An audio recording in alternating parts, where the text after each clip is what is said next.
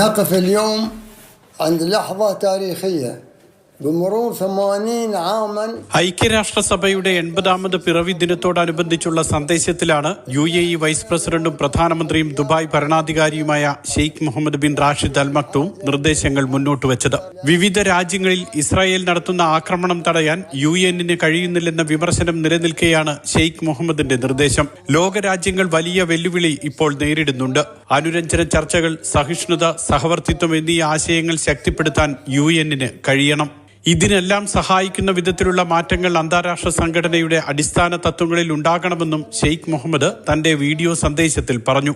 UN നിലവിൽ വന്ന് 80 വർഷം തികയുമ്പോൾ പല വെല്ലുവിളികളും നേരിടാൻ സംഘടനയ്ക്ക് കഴിയുന്നില്ല. അതുകൊണ്ട് തന്നെ കാലാനുസൃതമായ പരിഷ്കരണം തത്വങ്ങളിൽ ഉണ്ടാകണം.